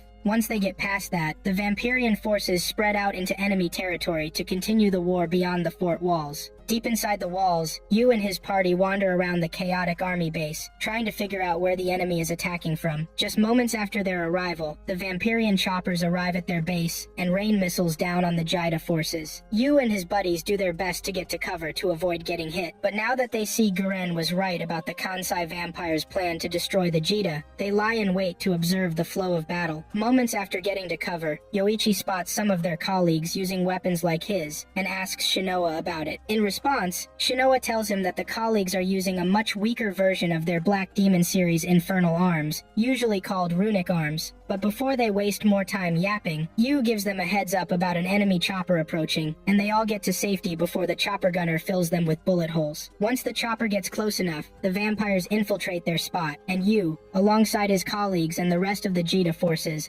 arm themselves and fight the descended vampires to keep their defenses up. In the space of a few minutes, Yu, Mitsu, Yoichi, Shiho, and Shinoa work together, covering each other's backs to not only take down the enemy chopper gunning at them, but also kill off all the vampires attacking the rest of the Jida forces. As soon as they are done, they get to meet the corporal of the Shinjuku Security Unit, 3rd Platoon, Corporal Nagai, who thanks them all, the Moon Demon Company, for their help so far. With no time to waste, he takes Yu and the others to their on-site infirmary and tells them about the fall of the West defensive barrier. For now, the counterattack squad is currently barring them from further entry, but before the vampires eventually wipe them out, Nagai wants Yu and his peeps to head west and fend off the vampire onslaught. Yu and the others openly agree to Nagai's plan, so once the preparations have been made, the corporal himself offers to drive them down to the western defense barrier. Elsewhere, Guren checks out a bunch of vampires feeding off their dead soldiers' blood from a mile away at a high vantage point. When he spots Mika and Farad, who happen to be the leaders of that squad of vampires, he zooms in on them to properly mark out their faces. But to his surprise, Farad spots him instantly, and this scares Guren well enough for him to stop his stakeout for now. Seconds later, Sayuri shows up to express her concerns about their defense posts. But before she passes her message across, a vampire sneaks attacks her, leaving Guren unable to help her in time. Thankfully, before the vampire gets to her, another one of Guren's squad members, Mido, shows up and easily destroys the vampire. Moments later, the final two show up, yap on for a few seconds, and assure Gurren that Yu and his people are doing just fine. With the stage set and their squad complete, Gurren gives his team members his final speech, telling them that the vampire commander is at the 5th District's main intersection and urging them to go for him first to see some progress. Around that same time, Farid tells Mika about their new POIs, and then asks him about his thoughts on visiting Tokyo for the first time since the plague happened 8 years ago, especially now that he has the chance to see his beloved Hyakuya Yu. As Mika is about to respond, Farid notices him seriously fighting the urge to join the other vampires feeding on the dead soldiers, and teases him about it, saying it is best to fill his belly now that he has the chance. But just then, Mika fires back, calling out the hypocrite, Farid, for breaking every single law about drinking on the battlefield. Over time, the duo argues back and forth about the chain of events that led to Mika's transformation 4 years ago, but ultimately, Mika just ignores Farid's snide remarks, citing that he is only upset at himself for being powerless to protect his family back then, and keeps moving. Before going out of sight, Farid continues teasing him about protecting Yu's honor, but then tells him that refusing to drink human blood will not do him any favors. Mika ignores him still, refusing to drink the gushing blood of the dead soldiers, and takes his time to remember the first time he fed on blood 4 years ago. Mere moments after getting turned by cruel Tepes, Mika was given the chance to feed on an unconscious human for the first time in the Queen's quarters. But due to his conviction to remain human, Mika fought the urge to drink the poor guy's blood, despite hearing all the benefits drinking human blood would bring him. As for Cruel, who knows just how rough the first turn can be on a vampire, she tells Mika that if he does not feed on human blood in time, he will turn into a mindless demon and wander the earth in loneliness for eternity. When Mika still refuses to become one of her kind, Cruel slashes her wrist and drains some of her blood into a cup for Mika to drink so he can stay alive. But Mika, though eager to drink the blood, it slaps the cup away from her hand, still refusing to drink any blood. Eventually, Cruel gets tired of the guy and walks back to her throne, intentionally splashing some blood on the floor in front of Mika. Unable to resist the urge anymore, Mika instinctively pulls her back and slurps all that red juice from Cruel's forearm. Happy to finally see him doing better, Cruel pats his head and promises to make him her dog for eternity. By the time Mika snaps back to reality, he takes out a vial of Cruel's blood from his 10-day stash and slurps it down for strength. Right after, he hopes to find and rescue his brother Yu in the 10 days he has to spend in Tokyo before it is too late. Yu, on the other hand, continues traveling down to the western defense line with the corporal and his buddies. With 15 minutes left before they get to the defense barrier, Shinoa and Mitsu lecture Yu and the others about a way to get a risky edge over the vampire nobles. Since they now know that their Black Demon series weapons have no power against the vampire nobles, Shinoa tells them that to avoid getting killed in 2 seconds, they can use the performance-enhancing drugs produced by the pharmacy to help them synchronize with the demon in their weapons more easily, drawing out their true power. This means that if they can use the drugs effectively, then the vampire nobles will not beat them to a pulp.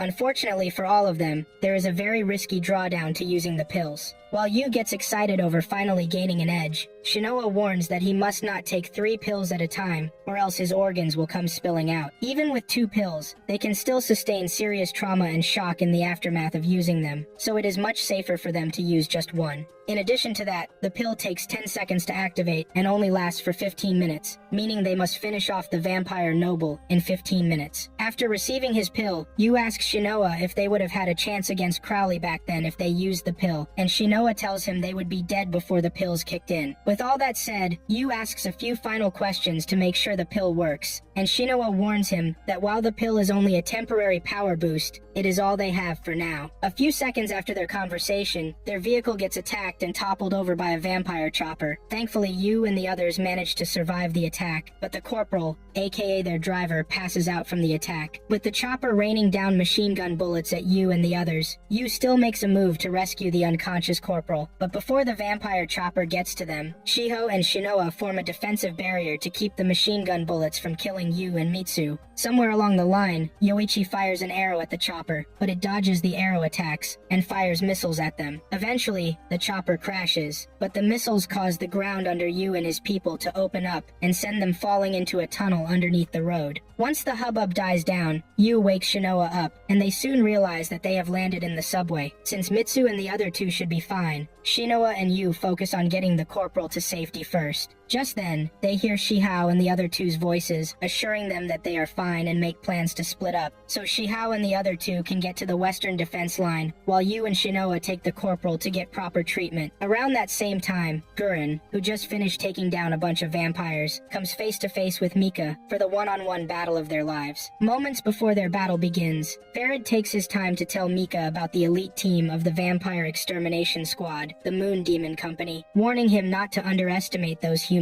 With all that said, Farid assembles all the vampire nobles under his command and prepares them for the intense battle against the humans of the Moon Demon Company. Around that same time, Gurren draws all the power he can from his blade and instructs his men to also prepare for the battle of their lives. In the meantime, Yu, upon arriving at the Western Defense Barrier's infirmary, recalls one of the memories he's had with Mika as a kid, one night when all was still good. Shortly after serving the other kids a good dinner, young Mika asked Yu, who was alone with him at the time, what he would do if he were to escape, and Yu initially told him there would be nothing to do, since the virus is still ravaging the world outside their city. Even so, Mika still asks him if he'd like to escape outside with all their family members, to a world without vampires, and this time, Yu tells him it'll be a pretty interesting sight to see. Having heard that response from his best buddy, Mika tells Yu that his work's cut out for him and instantly walks out to run some errands he kept a secret from Yu the entire time. Now that the older Yu has seen the reality of things in the outside world, he silently tells himself and Mika's spirit that the world outside the vampire city isn't any good either. Soon enough, Shinoa calls his attention so they can join the others at the Western Defense Barrier, but when he asks about the corporal, Shinoa assures him that he will survive his wounds. Aside from that, she tells him that Gurren's already issued their squad an order, and Yu, upon hearing that Gurren's there, leaves the infirmary instantly. On their way back en route, Shinoa tells Yu that Gurren and his army are currently at the 5th District, doing their best to fight and kill off the vampire's main forces, so they'd need their backup immediately. When Yu asks Shinoa about them winning the whole war upon defeating this main force she keeps talking about, Shinoa warns that the reverse could also happen, and humanity would be doomed. In any case, she hurries him up to regroup with the others at the defense line, so they don't get left behind. Sadly, before they even leave the western base, both of them overhear a scared soldier arguing with his commander against sending all their troops out to the defense line to keep it up. One time, the commander tells him not to worry as they have the vampire extermination unit there to fight with them. But then again, the scared soldier tells him that the squad they're working with consists of just 3 young kids fighting on the front lines, who might not all be any good. Upon hearing the man talk about the 3 kids, Yu instantly interrupts their meeting and asks him to describe the 3 kids he just talked about. Once he's confident enough that the 3 kids are Yoichi, Shiho, and Mitsu, Yu asks where they are fighting, and the man tells him it's at Shinjuku's Central Park. With that, he promises to handle the 3 kids, while the commander and the soldiers keep sending troops to the defense line. On his way to Central Park, Shinoa tries to talk Yu out of making brash assumptions, as they can't be certain that the 3 kids are their teammates. And for now, joining up with Gurren takes priority over a wild goose chase. However, when Yu decides he's heard enough of her yapping, he turns back, gives her one long, telling stare, and continues heading towards the park. Around that same time, Gurren and the rest of the vampire extermination unit began the war against the vampires and their nobles. After taking down a few smaller vampires, Sayuri tells Gurren to go for the commander, while Mito and she cover for him and Gurren. Upon realizing that's a good plan, thanks them and gets a move on. Moments before Gurren arrives at their spot, Farid, who's on a lamppost complaining about Crowley being late for the battle, instructs Lacus and Renee to round up the others and fend off all the humans except their commander, Gurren. Soon after dishing out the orders, he joins Mika on the ground and talks about finally seeing Cruel Tepes' favorite in action. Around the time Gurren approaches them, Farid offers to fight Gurren together with Mika, but Mika refuses any help from him, citing that he doesn't need any help to bring down a human like Gurren. Farid, who knows firsthand how dangerous it is to underestimate humans, lets Mika learn his lesson the hard way. Yu, on the other hand, appreciates Shinoa for following him on this needless mission as they approach the park. But then Shinoa assures him that she'll always do anything for her family of 5. Shortly after teasing each other, they finally get to the park, where they find Yoichi, Shiho, and Mitsu, doing their best to take down all the vampires attacking them without fail. At one point in their battle, Shiho and the others get cornered due to a lack of a proper formation. But before Shiho gets struck by one of the vampires, Yu and Shinoa show up and take down the vampire like a piece of cake. In the aftermath of the attack, Yu asks Shiho where the rest of the enemy is, and Shiho tells him they're already all dead on the ground, as the one Yu just killed happened to be the last. Around that time, Yu praises them for keeping up the good work, but then Shiho chastises Yu for coming to help them, citing that they never needed his help in the first place. If anything, Yu would have been better off regrouping at the defense line instead of wasting time coming to save them, and Yu agrees to this. However, before letting the pink-haired Nimrod off the hook, he assures Shiho that if such a scenario ever happened again, he'd do the same thing and come rushing to save them all. By this time, Shiho gets pissed at Yu's logic, but Yu explains that even though he trusts them all to be very tough, he'll still come back to save them over and over again. Unable to argue with the brain-dead fool anymore, Shiho and the others just tease Yu playfully and laugh their arses off. In due time, the rain stops, and Yu and his colleagues all prepare themselves to join the big boys at the defense line up front to slaughter as many vampires as they can. A few moments before they arrive on the front lines, Gurren and Mika go at each other's throats like they mean it, while the rest of the vampires and soldiers fight each other to the death beside them. During a pause in their brawl, Gurren compliments Mika for his viciousness, but Mika insults him in return. With no time to waste, Gurren places an explosive talisman he calls the Fudo Miu Ao spell on Mika's forehead and detonates it instantly. The resulting explosion releases a shockwave so large that it also causes a disturbance in the nearby battle, and even levels an entire skyscraper. In the aftermath, however, Gurren is shocked to see Mika unscathed from the explosion, so he exchanges a few snide remarks with Mika, who also tells him that such old craft won't work on modern vampires. By that time, Farid shows up, praises Mika for his overwhelming power and arrogance, warns that his power and arrogance might lead to his downfall, and then offers to assist Mika in his battle against Gurren. Irritated by Farid's underestimation, Mika asks him to spit out what he's playing at, but at this point, it's already too late, as that minor distraction from the battle was enough for Gurren and the rest of his squad to place traps all around Mika. With Mika now trapped, Gurren has Shigure, one of his squad members, activate the trap and force Mika into a corner. With intense coordination and teamwork, Gurren's teammates manage to back Mika into a corner. When the time comes for Gurren to deliver the final blow on Emika, Farid appears out of nowhere to save him, and kicks Gurren all day till Sunday. After crash landing on a pile of debris, Gurren realizes they're all now in deep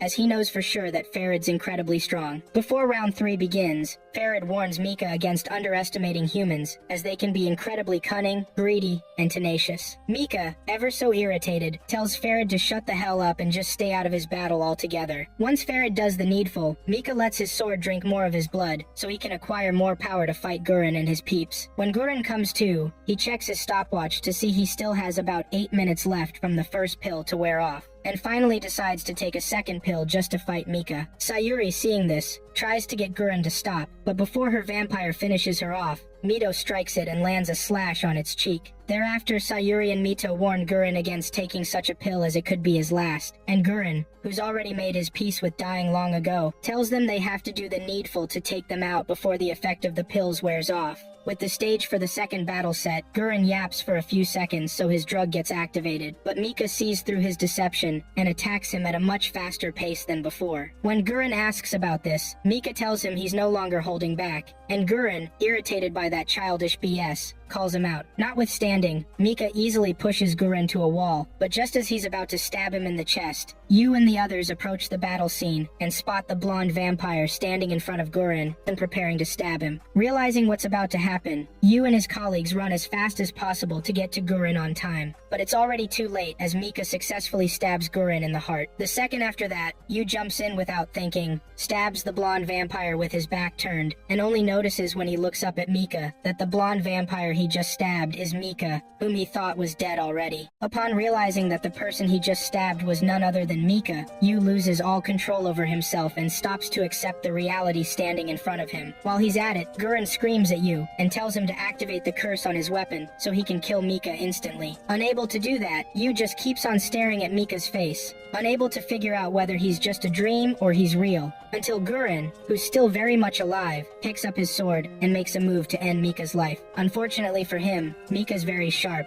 so he easily pulls himself out of Yu's sword and escapes Guren's strike. Shortly after Mika escapes, Guren punches Yu in the face, asks him why he didn't kill Mika when he had his chance, and coughs out some blood from his mouth. When Yu tries to help him back up, Guren tells him never to snivel over him, and instead, focus on the enemy because they're all on a battlefield. Around that same time, Mitsu and the others approach Yu and ask him why he didn't activate the curse to end Mika's life when he had the chance to do so. In response, Yu stammers, but eventually tells them that it's because Mika, his family, is with the vampires. With nothing more to say, Yu calls Mika out, with tears on his face, and soon gets a similar response from Mika, who's also more than happy to be with Yu one more time. With the tension in the atmosphere increasing, Farid starts yapping about how nice the reunion between Mika and his beloved princess, Yu, is going. Once he's done with the small talk, he asks Mika about his next move, reminding him that the humans have most likely been manipulating Yu from behind the scenes all along, and Mika tells him he's going to make sure he saves Yu from the filthy hands of the wretched humans that have been manipulating him all along. Hearing this, Farid considers turning Yu into a vampire since he's still a human, but this time,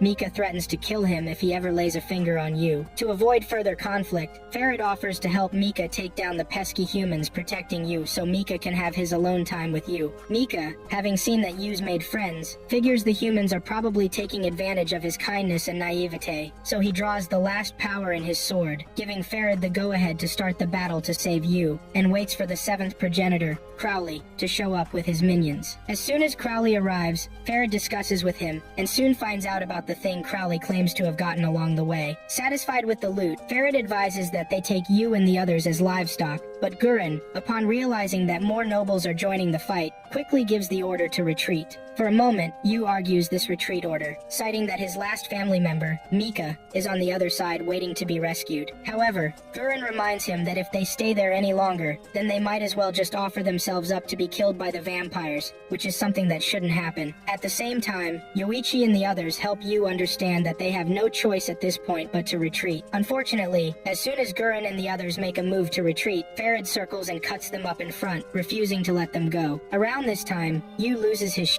and attacks the cause of all his troubles, Farid, blindly breaking their formation, just out of pure rage. Unable to let Yu get himself killed, Guren tries to kill Farid from behind, but Farid easily evades the attack and kicks it out of him. When Mito makes a move to attack Farid, Lacus lets go of Sayuri and blocks Mito before she gets to Farid. Soon after the attack, the others decide to abandon the retreat order, and instead, fight for their dear life. Some moments later, the vampire extermination unit goes into full force, fighting all out for their lives. But somewhere along the line, Yoichi gets a little distracted by Lacus, the vampire who killed his sister. But thankfully, before he's killed, Shiho kills the vampire attacking him and faces their main problem, Crowley. Around that same time, Farid slams Guren into the wall, but Yu attacks him, and he somehow gets behind him to eat him up. Just as Farid's about to finish Yu up, Mika slices his arm off his shoulders and forbids Farid from ever touching his buddy, Yu. Right after taking care of Farid, Mika faces Yu and tells him to abandon everything he has and just escape with him. Yu, who's still pretty much confused, asks Mika why he's with the vampires, but Mika, unable to explain at the moment, picks Yu up and runs away with him against his will. When Yu's had enough, he yanks himself off Mika, landing on a gas station roof with him, and starts asking Mika the important questions, especially the ones about the humans deceiving him. When Yu eventually figures out that Mika's no longer human, he blames himself for causing that. But then Mika, tired of all the babbling, tells Yu not to blame himself for causing anything, as he didn't do anything wrong. With no time to waste, Mika extends a helping hand towards Yu and begs him to go with him, but Yu, on the other hand, refuses to go with Mika as his new friends need him. Just as Mika tells him they're all using him, Yu hears Yoichi scream out Shinoa's name, so he turns to see the noble vampires capturing and feeding on his buddies one by one. All attempts made by Yu to stop those bastards from sucking his friend's blood was rendered futile as Mika did his best to keep Yu with him. Eventually, Yu pushes Mika off himself, but instead of trying to save himself, he stops and stares at the vampires, suck his friends off like they're animals. Realizing Realizing just how powerless he now is against these nobles, Yu finally lets go of his humanity and slowly begins his transformation into his inner demonic form. As the transformation begins, Yu's consciousness meets with Asuramaru, the demon inside his sword, and asks her if she's the one trying to possess him. In response, Asuramaru initially tells him no, citing that she never thought she'd be intimidated by the monster inside him, and then shows him the heavens opening to shine upon their cursed world from above. Before the impossible happens, Asuramaru advises Yu to take Mika's advice and escape with him before he loses his humanity. But right that moment, the skies above them in Yu's mind open up, and soon enough, angelic creatures flock the whole space, giving Asuramaru the sign that it's already too late. At this point, Asura tells Yu to brace himself as the monster within him is about to be released into the real world. Around that same time, Yu's body undergoes an extreme transformation that makes Gurren, who happens to know something, happy that their holy grail has finally awakened. Mika, upon seeing what's happening, figures the humans were really experimenting on poor Yue, and then tries to get Yue to come with him. Once Yu spots Mika, he destroys the platform they're on, rains black demonic liquids all over the place, and approaches his first target, Crowley, who's cocky enough to stand in front of him. Without hesitating, he throws an attack at Crowley, who dodges the attack, and creates a massive crater in the ground beyond him that shocks even the vampires. Before long, he takes the fight to Crowley and beats the living shit out of the proud vampire. When Crowley finally decides to take him seriously, Yu not only deflects all his attacks but also creates a black explosion, large enough to level the area around him. Soon after the hubbub dies down, Shinoa wakes up, spots the crater beside her, and expresses shock over what could cause such a thing. By this time, Crowley joins Farid, who's still holding Gurren hostage, and asks for his thoughts on the matter. Farid asks Gurren to explain what's happening, but Gurren refuses to tell him anything. As Yu approaches the enemy lines, he spots Shinoa and makes a move to finish her off, calling her a sinner who must be slaughtered by all means. Moments before Yu gets to her, Gurren tells her to do something about him, or he might take her out, thinking she's an enemy. Just then, Shinoa summons her Demon Series weapon to fight Yu, but Monster Yu easily pushes the weapon out of her hand and makes a move to end her. Fortunately for Shinoa, Mika stands in Yu's way, letting himself get stabbed, and then keeps on begging Yu never to kill humans. When Mika tries to get Shinoa to shut the hell up, he quickly realizes just how potent the stab is, and thinks on his feet. Around this time, Yu extends his sword further into Mika so that he can eventually stab Shinoa, but Gurren tells her to do something to bring him back. Otherwise, they're going to die. Upon figuring out what to do, Shinoa wraps her arms around Yu and begs him to snap out of it. With Shinoa around him, Yu lets out a scream so potent that even Mika was afraid of what was coming. Eventually, Yu manages to get himself back to normal, but he collapses right after. Right after showing the vampires his trump card, Gurren talks big to the vampires, who boast that Yu didn't harm them, and then helps them realize that they were only stalling for time. Before long, he calls their attention to one of his snipers, who's a few buildings away, aiming his Black Demon Series sniper rifle at their heads. Upon muttering a few things to his weapon, the guy fires his gun at them, but still, Crowley and Farid manage to dodge the bullets. Just when they thought they were in the clear, the vampire nobles realized that they had been surrounded by the strongest vampire exterminators out there, the Hiragi family. After all the niceties to their buddy, Gurren, the backup begins the final fight to capture the nobles and take them alive. Soon after the war against the vampires, which ends in favor of the humans, Shinoa, upon returning to the base, takes a trip down the basement of the building to check out something she's been suspicious about from the beginning. On her way down, she recalls her final meeting with Gurren before he disappeared underground, and remembers very clearly what Gurren told her when she tried to ask him some questions about Yu's transformation earlier. In due time, she arrives at the entrance to the top-secret laboratory and meets two security guards down there, who stop and order her to return to wherever she's coming from. When Shinoa tells them she's from the Vampire Extermination Unit, the officer tells her she still can't enter the lab because company officers and those below them are still prohibited from entering. At this point,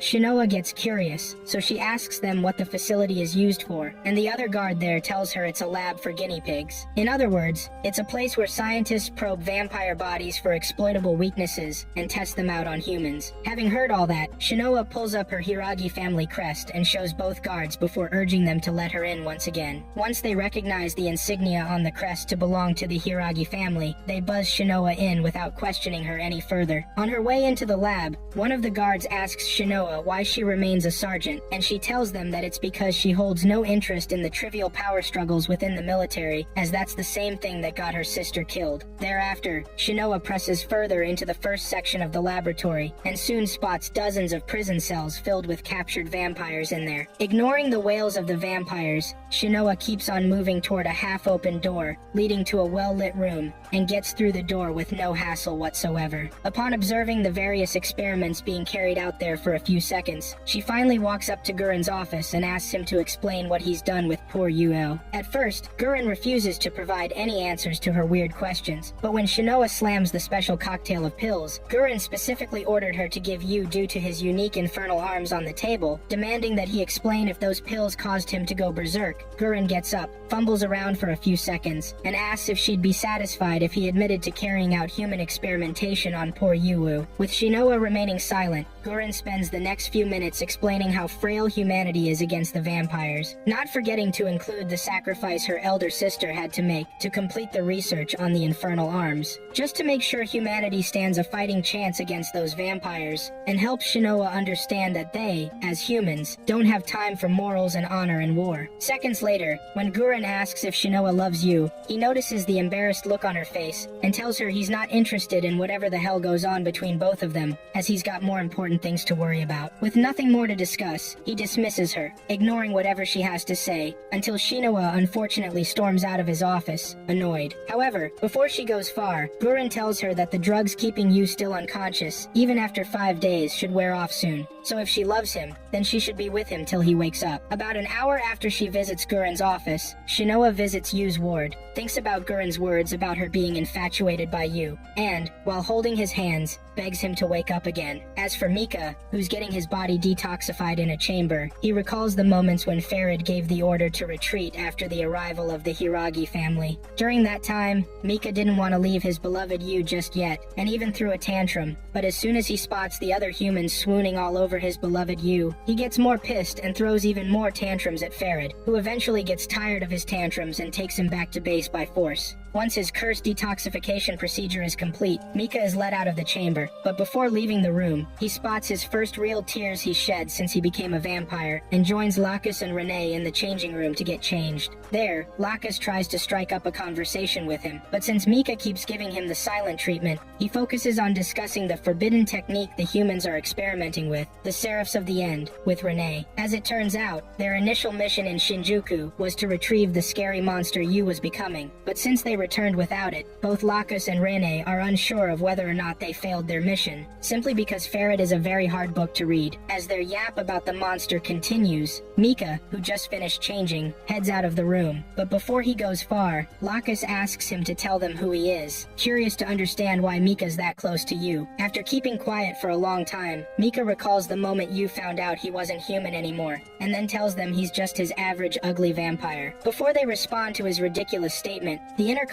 comes on and instructs Mika to visit the third progenitor, Cruel Tepes, for a brief meeting, as she wishes to see him. By that time, Mika just ignores his conversation with the vampires altogether and leaves to see his master. By nightfall, Yu finally wakes up from his 7-day coma, spots Yoichi sleeping beside him, stares around for a while, and hurriedly wakes Yoichi back up. Once Yoichi's back up, he hugs Yu, happy to finally see him awake, and rushes out of the ward to inform the others about the good news, after reassuring Yu, who's worried that everyone's doing fine. As soon as Yoichi disappears out of sight, Yu thanks his stars for saving everybody, and suddenly realizes that his meeting with Mika back then wasn't a dream at all. When he thinks about the fact that Mika's alive a few more times, Yu breaks down in tears and sobs quietly until Shinoa, who has been watching him from the entrance, speaks up and teases him a little bit more before talking about how Yu found his family and whatnot. Despite all that's happened, Shinoa lets Yu know she's glad he's awake, but then Yu, who's been confused for a while now, asks her to tell him everything that's happened so far, as he doesn't remember a single thing from that day. In response, Shinoa teases him and tells him a whole bunch of nonsense from that day, citing that he fell unconscious while they were on the verge of annihilation. Fortunately for them, before the vampires captured them, Shinya and the other higher-ranking members of the Hiragi family arrived, and captured many of the smaller vampires for experimentation. As for the nobles, Shinoa says many of them escaped, including Mika, who was taken by the vampires. Despite hearing that his friend was captured by the enemy, Yu still expresses his gratitude to their deity for Mika being alive. As he's about to start sulking, Shinoa lightens the mood by teasing him lightly this time, and this makes Yu smile a bit before she spaces off into the distance, thinking about the thoughts she had about Yu and Mika being family back when Shiho and the other two carried Yuo's unconscious body from the battlefield 7 days ago. Soon enough, Yu calls her back to the ward and thanks her for worrying about him. But this time, Shinoa sheepishly accepts his gratitude. Soon enough, he notices the bandages around Shinoa's neck and touches them nonchalantly to assess the wound. After feeling embarrassed enough, Shinoa tells Yu that the vampires were just a little thirsty for her blood, but before she finishes her sentence, Mitsu barges into the room, spots Yu and Shinoa being dangerously close to each other, and confronts Shinoa for making moves on Yu. Shinoa does her best to explain that she was just showing Yu the spot where the vampire bit her neck, but then Yu, who knows Mitsu was also bitten, asks her about her wound. Moments before she responds, however, Shihao and Yoichi arrive to check up on Yu. Initially, Shihao tries to act aloof about whatever's happening to Yu, especially when Yu apologizes for making them worry, but then the girls and Yoichi expose him for acting all worried way back when the battle was over, and Shihao gets pissed. Soon after, Yu calls everyone's attention, tells them just how blessed he is to have good friends like them, and lets them know he's glad they all made it out of that war alive. Shocked to hear such kind words from the doofus's mouth for the first time, his buddies tease him for a little while until Shihao exits the room to get them all some drinks, and Yoichi tags along. Around this time, Yu realizes that they're all on break, but when Shinoa talks about him rescuing Mika on time, Yu tells her he isn't in a rush at all, as he wouldn't want to cause any more trouble. Over time, the girls yap on continuously until it's almost midnight. A few hours later, the girls leave Yu's ward so he can rest, but as soon as they're gone, Yu gets out of bed, stares at the window, happy that none of his friends died in the recent war, and makes a promise to himself that he'll save his buddy, Mika, no matter what happens. Around that same time, Mika does the same thing and promises to save Yu when the time comes as well. As for Guren, he's seen signing a document and walking somewhere to hand it off to some unknown person right after turning off his turntable music box. Some moments later, someone from the Jida army meets with Farid on a random building top very late that night, collects some research data from Farid himself, and leaves shortly after.